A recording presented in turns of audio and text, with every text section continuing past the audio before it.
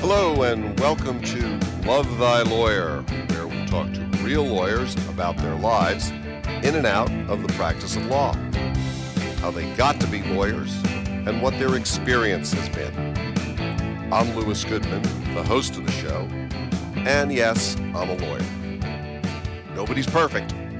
He is currently a partner in a downtown Oakland civil litigation firm. He has litigated multiple civil cases through jury trial. He has had experience handling misdemeanor and felony criminal cases. He has a background in journalism and has served with several organizations promoting civil rights, and he has volunteered to assist families of incarcerated individuals. Ryan Kraft, welcome to Love Thy Lawyer. Thanks for having me. I'm very happy to talk to you on the podcast. We met in interesting way in that I had a criminal case where there were substantial restitution claims being made by the victim in the case involving an automobile accident, and you represented the same client in the civil litigation as part of an insurance settlement, and I was frankly very impressed by the way you and your colleagues handled that case, and we ended up with a very good disposition all around. So I'm happy to talk to you a little less formally. So am I. That was quite the interesting case and difficult as well. But I do agree that the end resolution was good for our mutual client. And that's what matters most. Where are you from originally? I was born in California, Southern California, but I grew up all my formative years in Chicago, not downtown, suburbs, western suburbs. And I lived there until I was 16. And then I moved to Arizona. What sort of practice do you have? We touched on it for a moment, but why don't you tell us what kind of practice you have in your view? We are civil litigation, insurance defense primarily. And so whatever people could be insured for with our insurance carrier clients, we might be representing them or defending them in a litigation. How big a firm is it?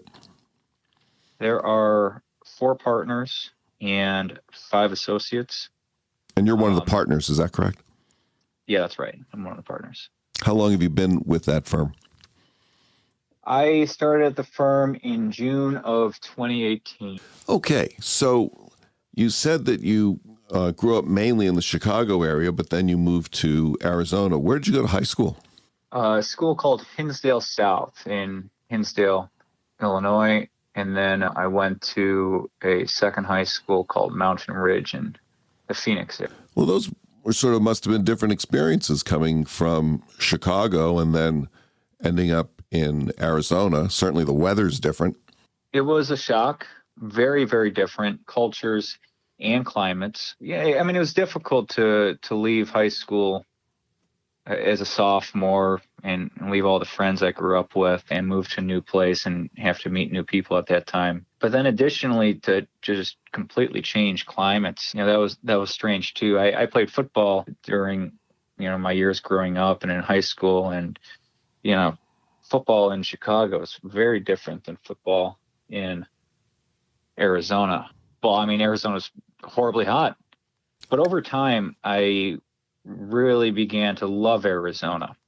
And the reason for that is simply that I love the sun. And because of that, I wanted to stay on the West Coast after I graduated from law school and ended up here. Well, after you graduated from high school, where'd you go to college? University of Arizona. How was that experience? Loved it. Most people do, don't they? College was a great time. And the University of Arizona was a warm, pretty place to go to school. Again, sunny, ride a bike around. I met a lot of good friends at the University of Arizona, and I very much enjoyed my undergrad education. I was a creative writing major and a journalism major, and I really liked both of those things.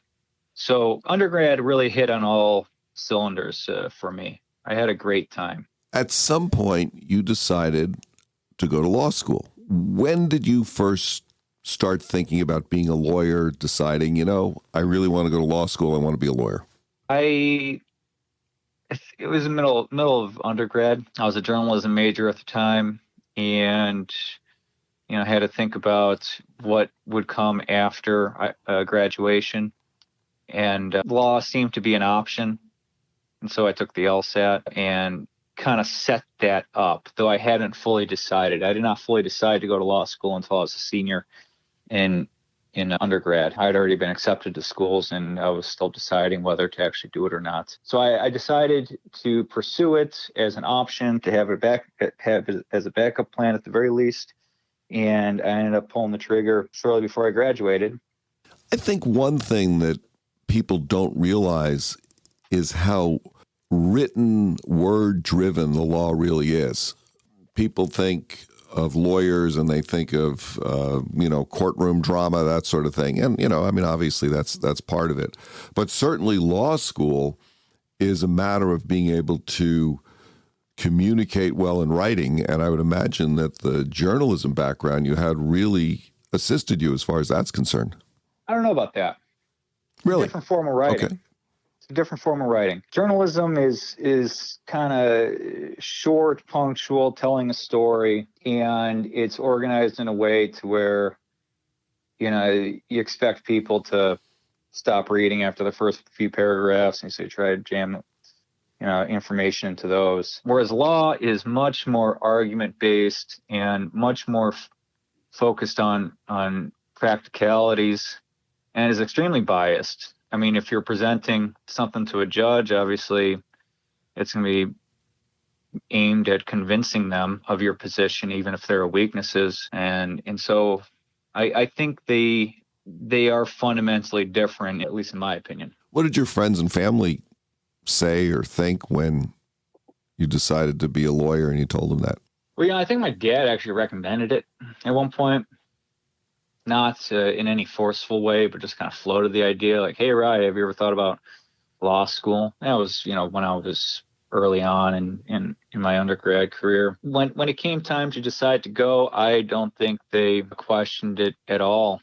Probably made a lot of sense to them. I've always been a relatively headstrong, argumentative, so I think they got it. And it's a higher degree of education. I think they thought it was appropriate. When you got out of law school, what was your first legal job?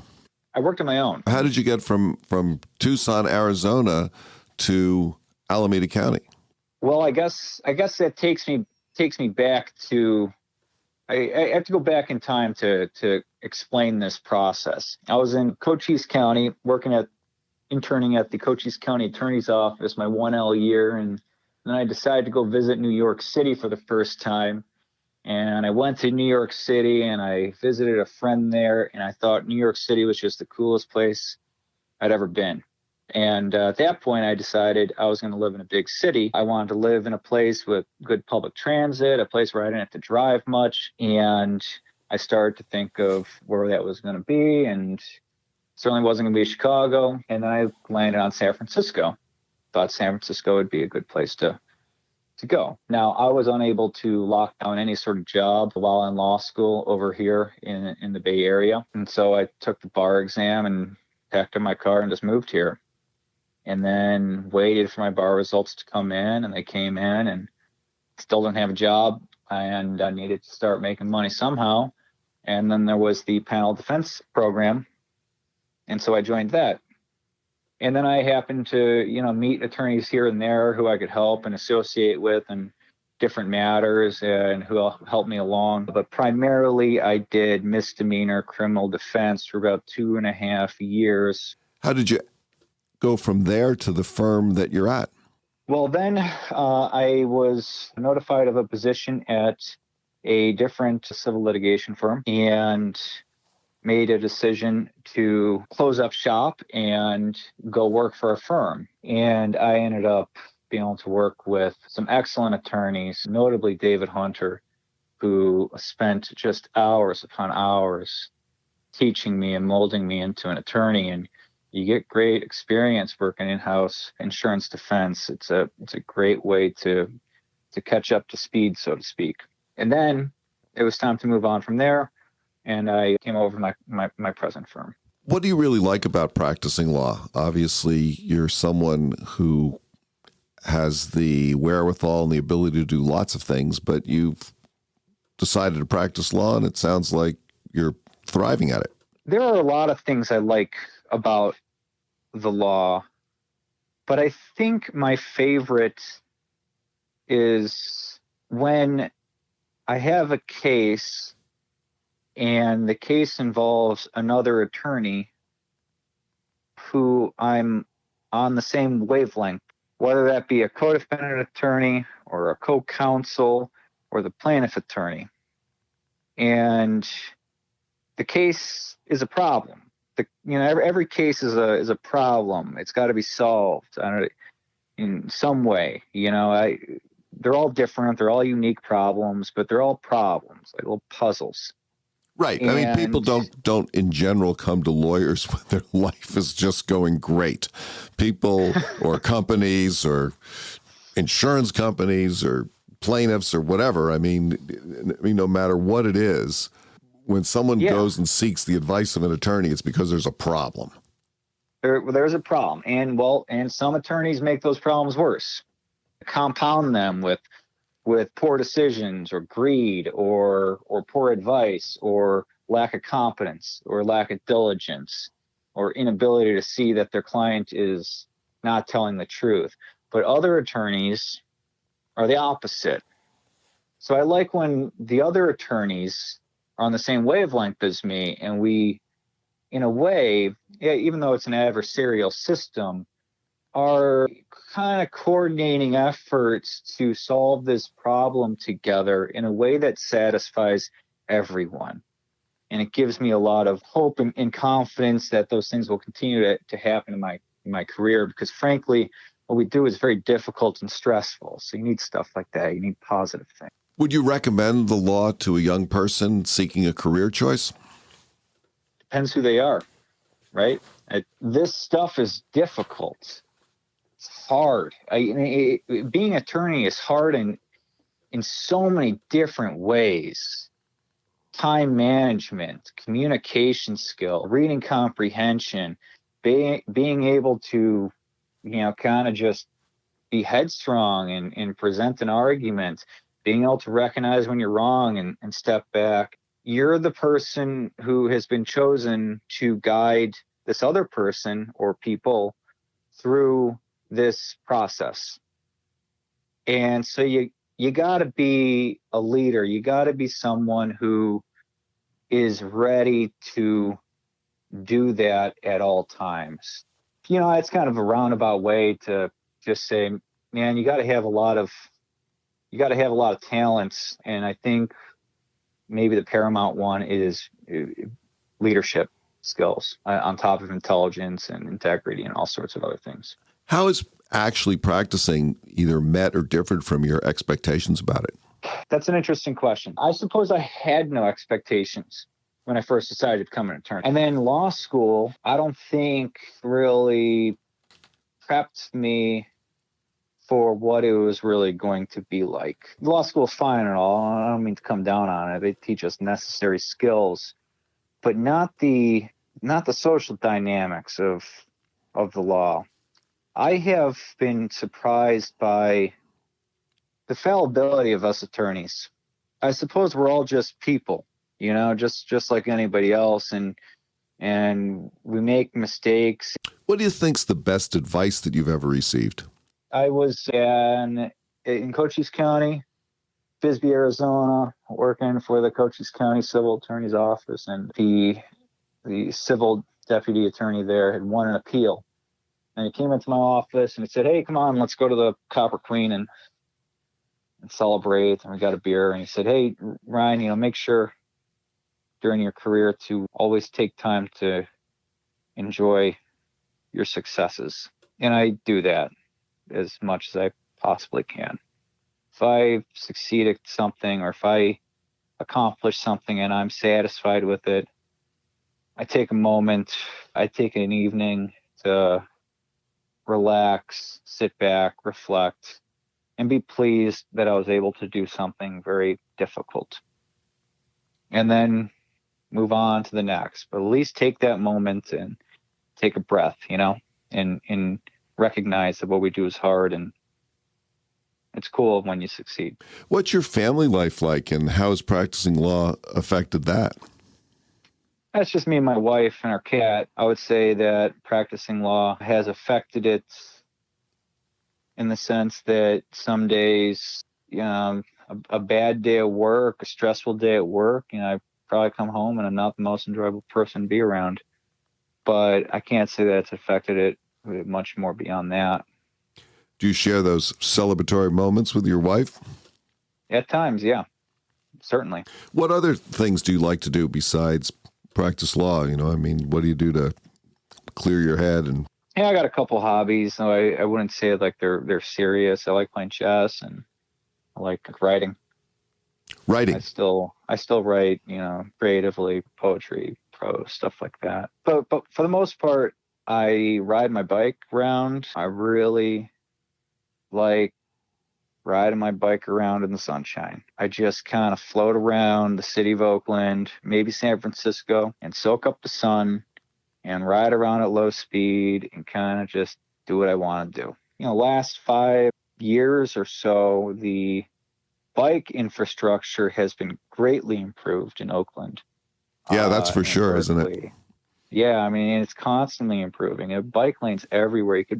You could take bike lanes all the way up into Berkeley without ever braking. I like biking over to Treasure Island or Yerba Buena Island. Then I could take BART in San Francisco, and they got a good bike infrastructure too. Man, I just bike around. These aren't like 50-mile bike rides. I'm not in spandex, pounding out a ride all the way to Santa Rosa or something. These are like lazy rides for the most part. I like just floating around, listening to music. What sort of things keep you up at night? Work, the job is very stressful. It's very, very, very stressful. Mistakes, man. When I make a mistake, even if it's not terrible, it can keep me up at night. Sometimes a bad interaction with the other side, just wear on my brain. It's not so much nerves about the upcoming that keeps me up at night, but rather thoughts of what has transpired. But yeah, mistakes especially. Mistakes, I'm pretty hard on myself about that, and it's tough. It's tough to make a mistake. Yeah, well, I think that as attorneys, we take on responsibility for other people's lives, and we take on responsibilities for other people's problems. It's not like we're a surgeon, and if we make a mistake, they're going to die. But if we make mistakes, it can really have an adverse effect on people's lives. Definitely. But even if it doesn't have an adverse effect on somebody's life, and usually it doesn't. We make mistakes all the time, but yet the case resolution is no different than it would have been otherwise. It's still a blow to the ego. It's a blow to my own morale or expectations of myself. Like, how did I let that happen? How did I do that? How did I miss that? It creates self-doubt, I suppose, and that's what keeps me up. And eventually, I get over it. Move on to the next mistake. That sort of thing. You learn from it, and you move on. Let's say you and your wife came into some real money, a few $1 billion, $3-4 billion. What, if anything, would you do differently in your life? Well, I probably wouldn't work anymore. go hang out on a beach, travel a lot. I think if I came into $1 billion, I would probably pursue my passions of, writing, even if it's just for myself, spend my time doing that and hang out with my wife and family and doing fun, enjoyable things and sitting in the sun more, not work, 8 to 10 hour days, and travel. Yeah, definitely travel more. What would I do with the $1 billion? I don't know. Presumably donate it, lots of it, but hold enough to where I no longer needed to worry about work or my family's well-being. I imagine that's what would happen. I'd probably get out of my apartment, get a bigger place, maybe buy a place. Have you had any interesting travel experiences? I've been places, yeah. I really like, my favorite place is Berlin. I love Berlin. That's my favorite city. Why? Well, I really like electronic music, and that's like the epicenter of the world for electronic music. Also, I liked the culture over there, and I had a really good time renting bikes and biking around. And there's something about Berlin that just matched with my personality. It felt like, yeah, I could live here. This is kind of who I am. I also was fortunate. I mean, that was a good trip because we met a couple of friends there and had some good times just, kind of going out in Berlin. But a lot of cool restaurants, a lot of cool bars, a lot of great museums. Yeah, I mean, it's got it all. Vietnam was an interesting place. Where else I've gone? I've been to Spain, traveled around the United States plenty, and I went to New Zealand. But yeah, Berlin's my favorite. Let's say someone gave you 60 seconds on the Super Bowl, said you could put out any message that you wanted to an enormous number of people. What kind of message would you want to put out there? Believe in yourself. You are in control of what you do, and everyone should know that. Let me ask you this one. Let's say you had a magic wand. There was one thing in the world that you could change. What would that be? Well, we got all sorts of big scale problems, right? But I think if I had a magic wand, I'd go for, I do some small scale. Leave the big stuff for someone else. I would like to get rid of all the litter around here in Oakland. I would like people to stop leaving their trash on the ground. I noticed that it has been normalized and it's just everywhere. And it's not the same other places around the world. And I don't think there's a good excuse for us to just be leaving trash on the ground and making our otherwise pretty city kind of unsightly. So if I had a magic wand, I would wave it and everyone would then stop leaving trash on the ground and think that was okay.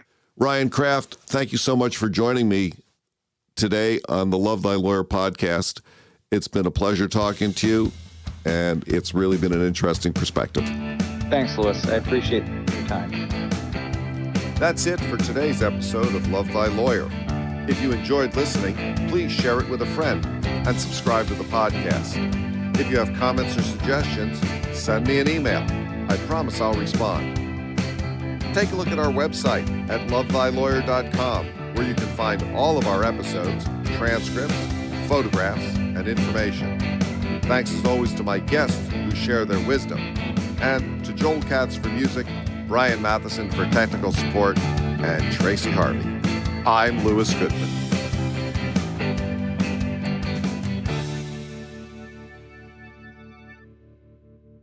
I don't know about thriving, but I'm doing it, making a living out of it. That's for sure.